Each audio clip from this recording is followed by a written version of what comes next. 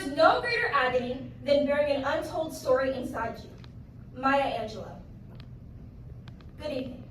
My name is Parker Chambers. I'm a rising graduating senior at Spelman College, majoring in economics with a minor in public health, and I'm from Pasadena, California. My placement at Blue Cross Blue Shield of Michigan allowed me to learn about our healthcare system from a different angle. My project focused on exploring the importance of emotional intelligence and the role of a policy analyst, a job I'm considering as an entry point into the field after obtaining my master's in public health. It taught me the power of listening, not just to respond, but to understand. I was reminded that authenticity matters, that I should bring every part of myself, especially my Blackness, into every space. I realized that empathy is not a soft skill, it's a leadership skill. These are lessons I will carry with me in my career because policy without people is just paperwork. And I am here to do work that heals, empowers, and transforms.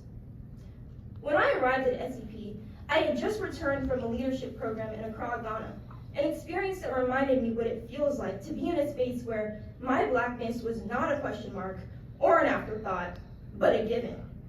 I had also been in the bubble of my historically Black women's liberal arts college, a space that allowed me to feel safe, empowered, and affirmed.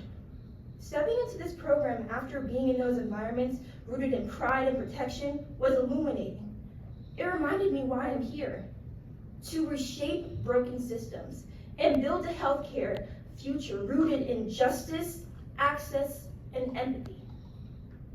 Question: when was the last time you sat in discomfort? Not to escape it, but to learn from it.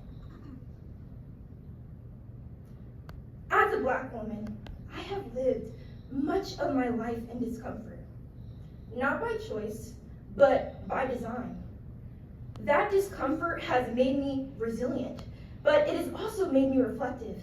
And now I ask the same of others, especially those with privilege. Lean into that discomfort, sit with it, learn from it. Let it move you to do better because that's where growth happens, not in safety, not in silence, but in discomfort. Leaving SEP, I'm thinking about the structure of systems, who they are designed to serve, who they exclude, and how they must be reimagined. Second question: how many times have you dimmed your light to make others more comfortable? And if you haven't, what does that say about your privilege? The most powerful parts of SEP were not the structured moments, they were the ones that made me pause and think. Lectures on rural health, structural racism, and climate change pushed me to connect policy decisions to lived experiences. I was reminded that systems do not fail by accident, they fail by design. And those failures demand bold, interdisciplinary solutions. My time in this program gave me clarity. I want to work in health policy. I don't want to simply exist in systems. I want to change them. As I close, I want to just not speak to the professionals in the room, but to my peers, to Cohort 38. We have each had our own version of this journey. Some of it was empowering, some of it was difficult. All of it was real.